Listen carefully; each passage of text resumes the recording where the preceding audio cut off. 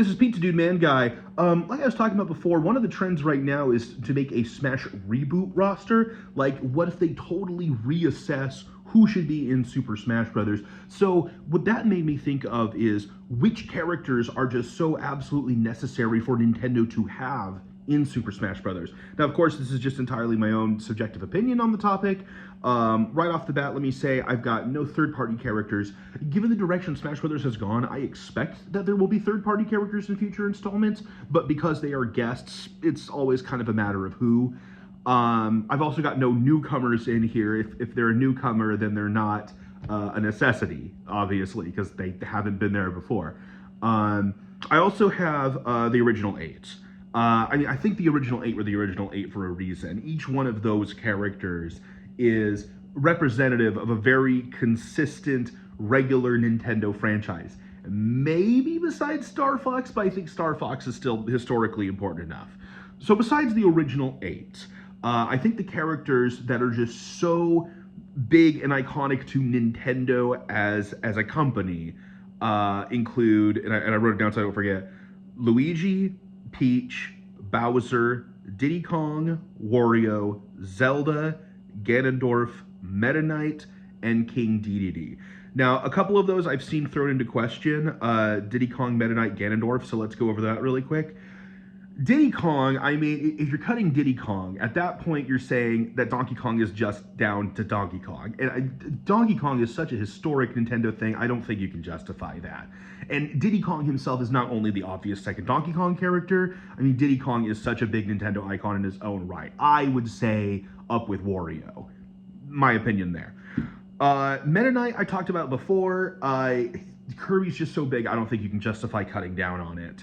And Ganondorf, I've seen people kind of throw that into question because of how Ganondorf has been done in Smash. That comes less down to me for Zelda and more for Nintendo villains. I think if you're at the point where you're cutting Ganon out of your roster, you're saying that your only Nintendo villain is Bowser, and I just don't think that's enough.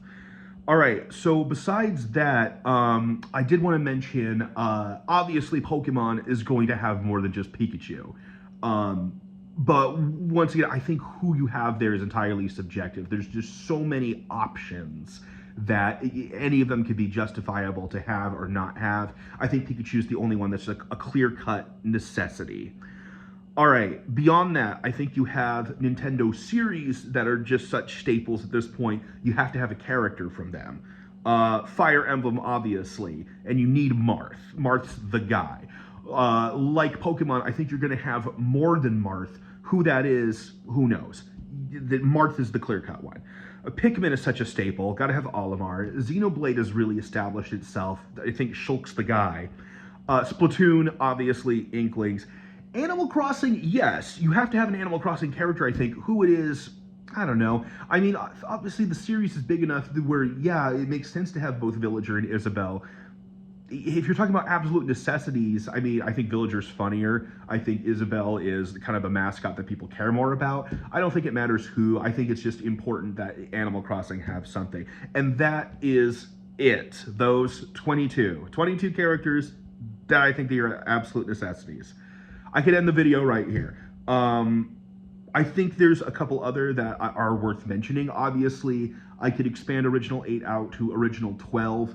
I think Captain Falcon and Ness, I mean, they're such big Smash things, but their series are relatively tiny. I think if you're rebooting Smash from the ground up, you don't have to include that, but it sure would be nice. I honestly think Pit is in the same boat, and Kid Icarus is kind of a Smash thing now. I mean, you look at the series, it's really, really tiny. I don't think it necessarily, like I said, like Earthbound, I don't think it necessarily represents Nintendo as a whole, but it's cool.